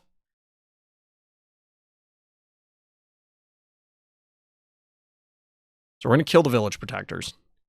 That means Rey is probably killing off Quinlan, I would assume. Probably what would have happened regardless, but... Oh, we're going to punch the Kira. All right. You know, I don't hate that. That possibly forces... Oh, we claim. There's a Han in hand, that's why. Because you need to preserve the Kira to make sure you don't get blown out by Luke. So this is... All right, Quinlan's starting to stage... Don't call it a comeback. We've always been here.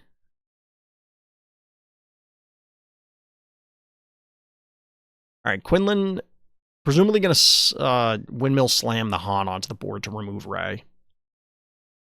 Looks like Mon Mothma was drawn by Rey.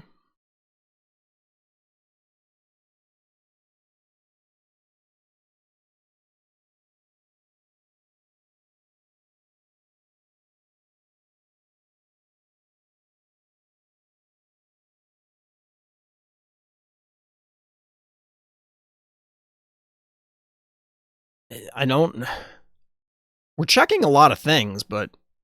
Oh, it's going to be Plo Koon. All right. So we remove Rey one way or another. The more resources, the closer to losing Quinlan gets. I agree. You got to do what you got to do. I'm not clear on... Are we not on Resource 7? I thought there was a Han in hand. So the only thing that Plo Koon does differently than a Han is it dodges Fel. But the longer you wait, the more likely they are to have the Fel for the Han anyway. So we're going to remove tech, because obviously we got to remove tech. Luke is going to get unlocked, and that's really bad in this spot, because that clone deserter is going to trade in there by enabling the -6/-6. Not that it was needed, because it would have been able to kill anything anyway. But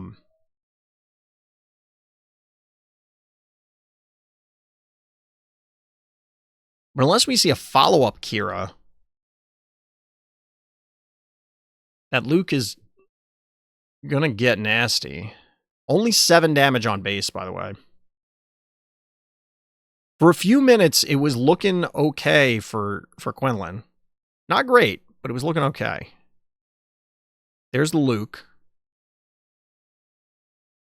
So Quinlan really needs...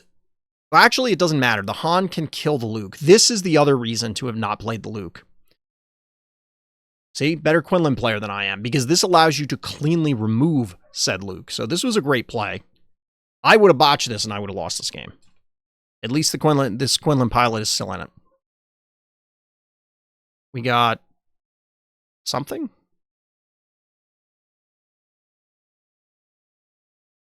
I have no idea what card was just played to remove those two.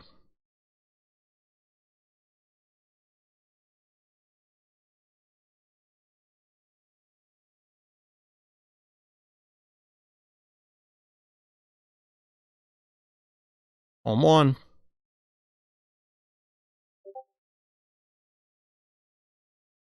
Pings in Discord.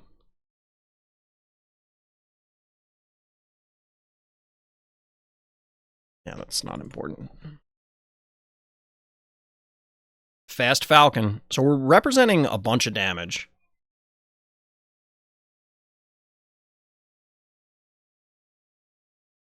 Ooh, the daring raid to clear the path.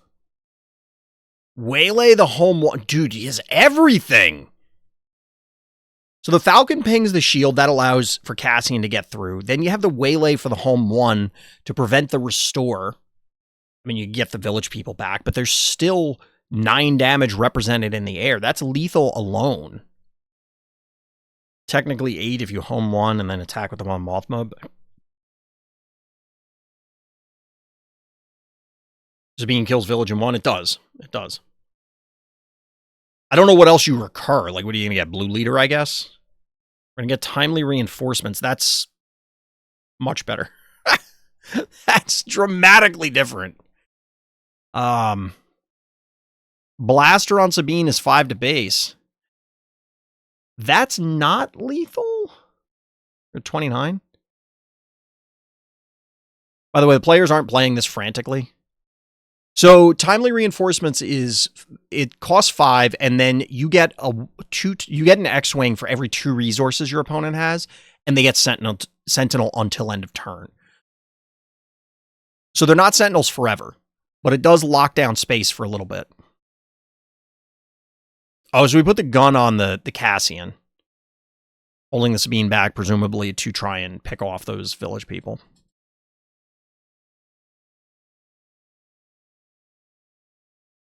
Smuggled Leet, it looks like?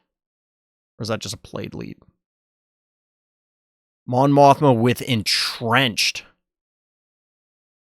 29. Can you squeeze out 4 damage? There's 3 right there.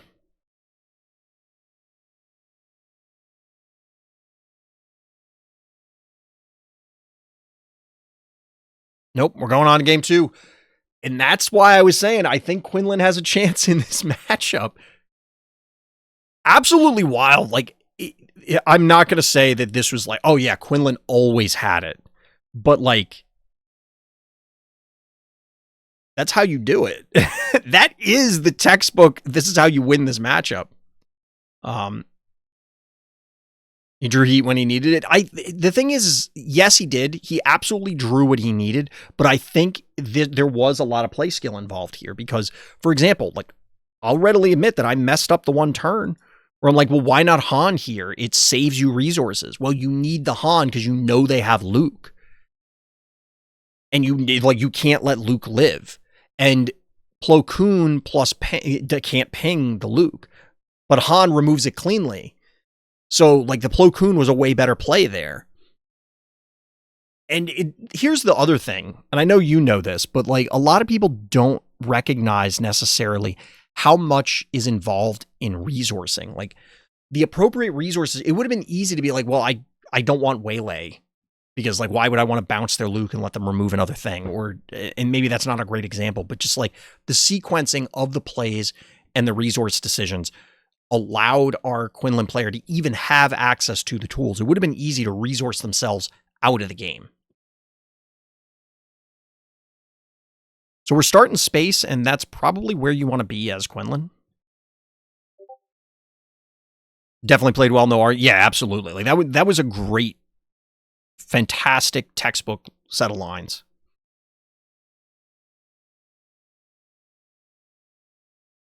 All right, we're buffing R2. We are playing we're playing the Fast Falcon. So we're going to play off curve probably next turn. Moisture Farmer. It's been a while since Moisture Farmer made an appearance. Ray bringing it back. Pings are still a turn off. And you're not going to be able to ping the Moisture Farmer because it's a 1 cost, so it's going to be really difficult.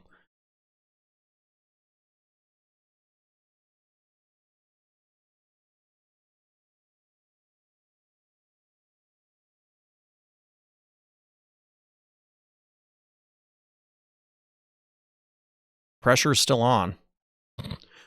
We're fiddling with 2 different life trackers. Once again. If only this were all on paper. Unfortunately, the clock is comparable for Ray, thanks to the buffed up R2, and the Moisture Farmer is going to grow soon as well. So between the attack damage and the restore, it's going to get messy. Red 5 comes in, 9 damage represented in space now.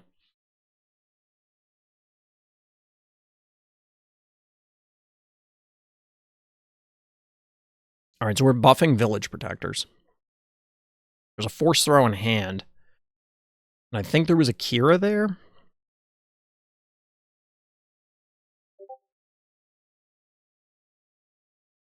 You love this app for stream? What, for Discord? Which app do you mean?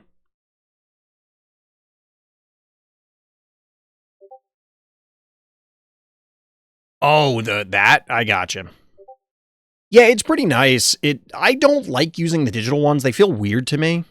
It's big enough numbers that you can tell what's going on. The thing I appreciate the most is that the clock, like the round timer, is on there. Which, I mean, is difficult for us to see, but that's great for the players. It's always annoying when the clock is in a weird corner and your back is to it. And it's like you're relying on your opponent to, like, if you start going to time, it's like they are in complete control.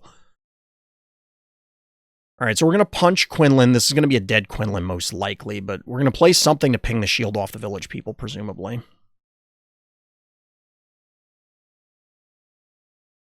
I have to imagine it's Kira. You maybe don't play the Kira yet, just so that you can clear stuff out. All right, Ahsoka, similar. Where are we going to poke, though? I have to imagine it's village people, right? Either way, the Quinlan's going to die because one of either R2 or the Moisture Farmer is going to be able to trade into it. Probably R2. We're going to discard... Actually, no, the village people could do it alone. No, they can't. Never mind. We're going to pitch U-Wing. That's wild. I mean, I understand you're holding what looks like 3 other units, so you do not want the, what's it called, to get exhausted. And we have Spark of Hope. That allows for the early Ray deploy. That's a huge... Wow, there's so much restore. 2 Moisture Farmers and Ray. That's 8 restore.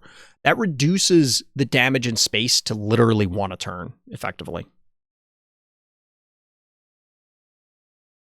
Suddenly, that road to 33 damage feels miles away.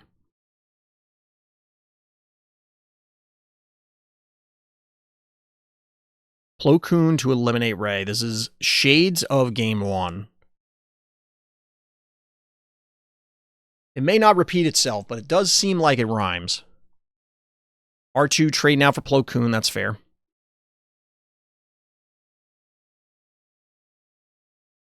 Putting damage on one of the Moisture Farmers with the Ahsoka. That probably makes sense. You need to stem the tide of this restore somehow. But again, no pings because they're 1 costs. It's possible Quinlan has 1 cost, but it's unlikely. But it really sets up the red 5 is the reason for it.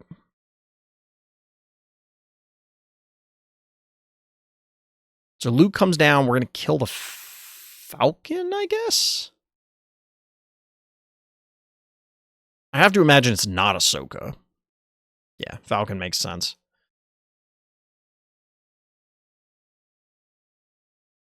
Puts him at 16, effectively.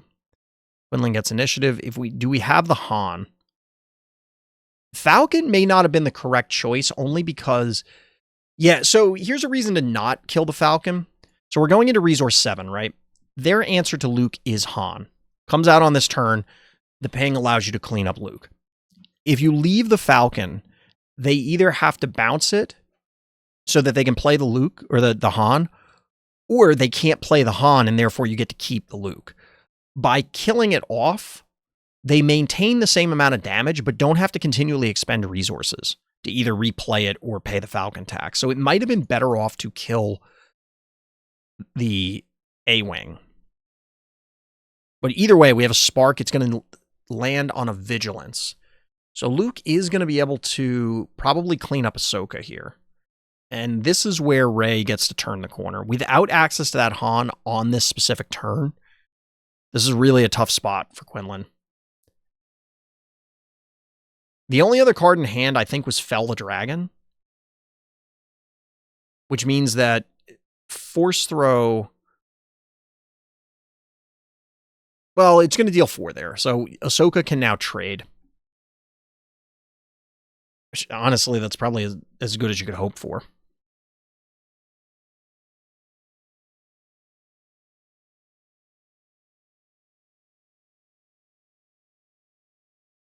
We got a tech coming down. You don't love to see that as Quinlan.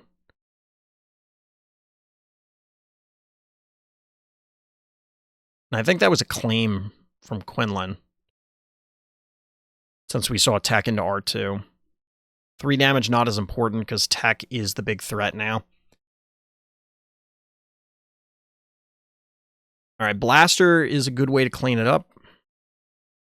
Not quite enough damage that the Moisture Farmer could poke away at Sabine if it's determined to be appropriate. But Akbar is going to remove her. Okay. Smuggle Cassian. Ping Akbar. Okay. It's the only legal target. That puts it back at 9 damage to face, plus 2 damage onto the Akbar from Red 5. Assuming that we don't go into... Like, there's a world where you attack the Moisture Farmer and then ping it with Red 5. That's a takedown, I believe.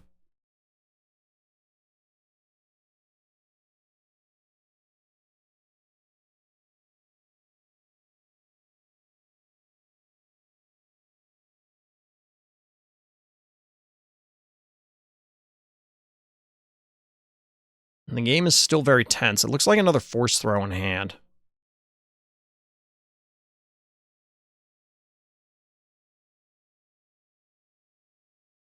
Quinlan really feels like a deck I would enjoy playing. I love these disruption-focused decks. I'm looking at, like... I like the idea of a bunch of force throw decks in the next set. There's a number of them that look very tempting.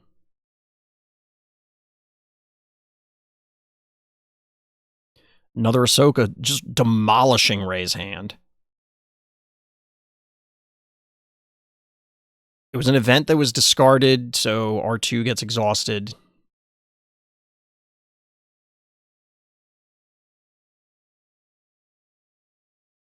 Wait, what died so that the Luke could kill it?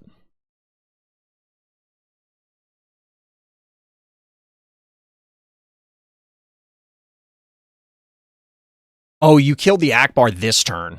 Because you attacked first with this. Okay. That's what died.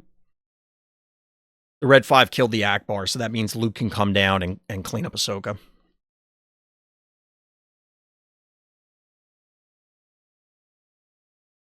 I was about to say that if there isn't a second Luke, that Quinlan was in a pretty decent spot, but now that Luke is online once again, I don't know how many cards Rey has in hand, but it didn't look like there was anything that could be force thrown.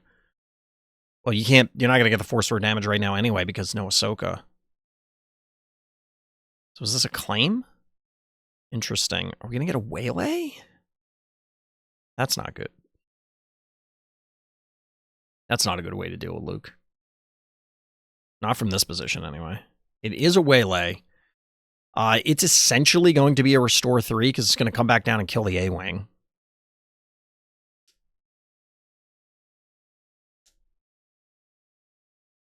The only difference is you don't take 6 damage, which, given you're at 16, is kind of a big deal. Like, you're on lethal. Okay, we're attacking Luke. 2 damage to Luke.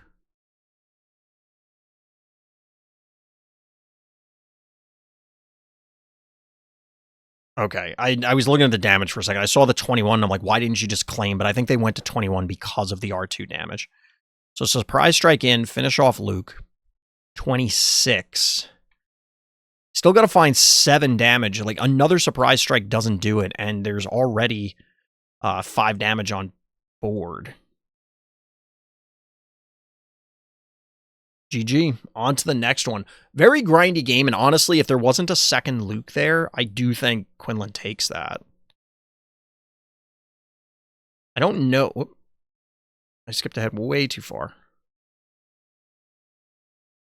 All right, we'll just go out from here. Obviously, we saw R2 in a XP turn 1. Leak going in. No early blaster this time.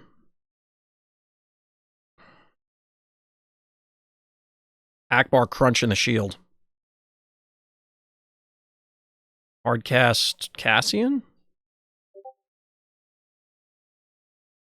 Yeah, this is really well done, Quinlan. This is the line. I mean, again, I'm not a huge Quinlan player, so like I couldn't. If you asked me before this started, how does the Quinlan get there? I would have given you a super abstract and generic response because it's like, well, you need to disrupt them enough and apply enough pressure. And it's like, yeah, no shit, like obviously. But game one was again a showcase of exactly what you want to do. Game two was way closer than I think a lot of people would have said otherwise, but it was great use of red 5, to be honest, setting it up multiple times. Could they have gotten there if they went more aggressively? I don't know. Probably not, because some of those things would have taken over the game at a certain point.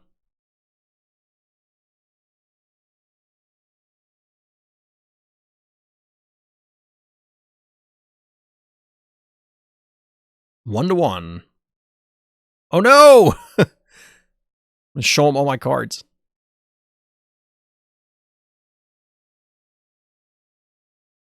We are watching this on 2x speed. The players are not this frantic. Just saying. They didn't drink 90 cups of coffee before the final game or the final series.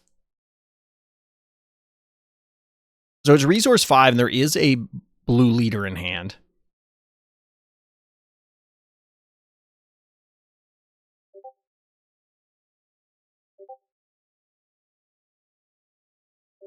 Oh, interesting, Tommy. Did they say why? I didn't hear about that. Yeah, that's right, Bernardo. All right, so we do have a gun onto the Quinlan, probably the ideal place. That causes the blue leader to just go in. All right, this looks like a good spot for Quinlan. Admittedly, Quinlan leader is going to die to this Ray. There's a takedown in hand, so that may actually clean it up. Yeah. Oh, vigilance. That's even worse. Now this board position looks terrible. Wait, are we passing?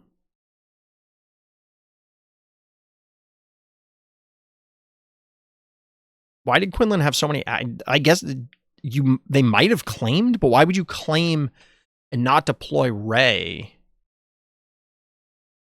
Okay, we just wanted to do it really late. Nice. That's the force throw mace to snipe the Ray.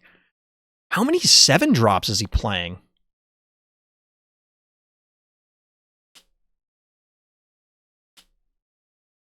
That's crazy. That many, I mean, maybe it's the same number. It's just a combination of Han and Mace. But U-Wing, wing and a prayer, the Hail Mary, if you will. It's Sunday. I hope everybody went to church. Especially our Ray player. They got up early before the tournament.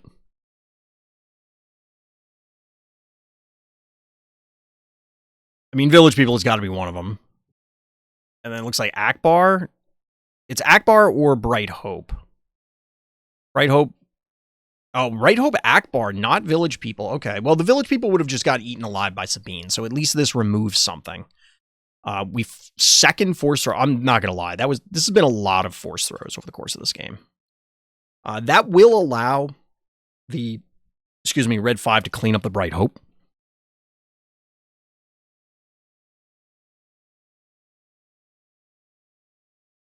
Plo Koon in for 6, then another 6. All of a sudden, 25, and Ray on the ropes.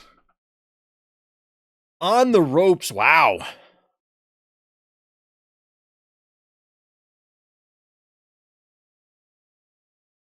Yeah, I'm not going to lie. This doesn't look good for our Ray player. There's no super laser blast coming out here to save the day in this scenario. You know, people were asking, how does Quinlan win this matchup? It's got to be bad for them. But this, I don't want to say that it looked trivial or easy. They lost a game, clearly. But even in that game, it was a fight.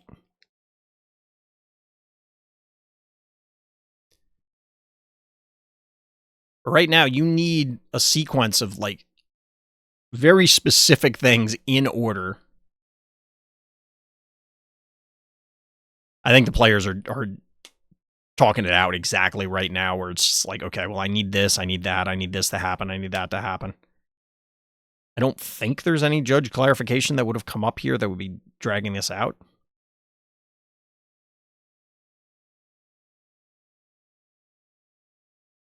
Playing with my headphones in case people hear the clacking noise. All right, we're going to check our resources for the 10,000th time.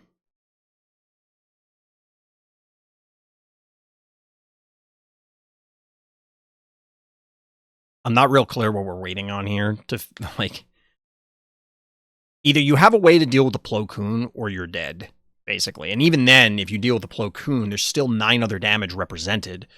So you still need another solution on top of it. Even Luke is not good enough in this scenario.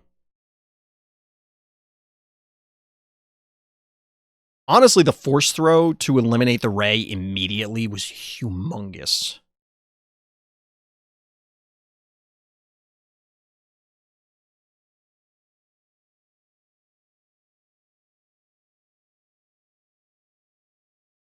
You know, we could unmute, but I would never be able, like, it's presumably all in French, so I'm not going to be able to determine what was going on here anyway.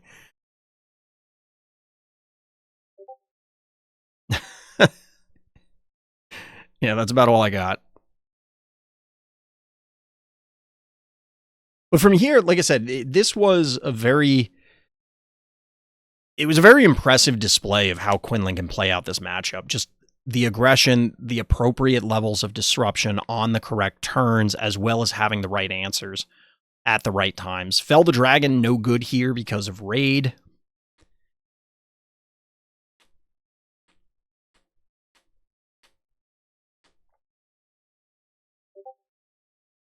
Redemption, I don't think they're even on... Well, I guess they are... Is this going into Resource 8? I think we're still waiting on a potential resource play here.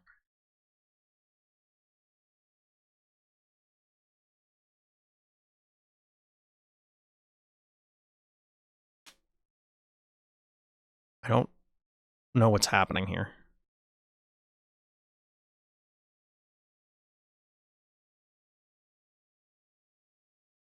I was going to count the resources, but they just keep moving them.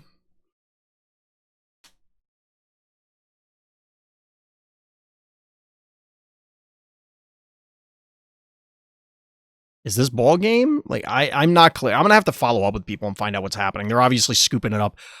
I have to imagine that this goes in favor of our... Still showing 1-1. It had to be a win for Quinlan, right?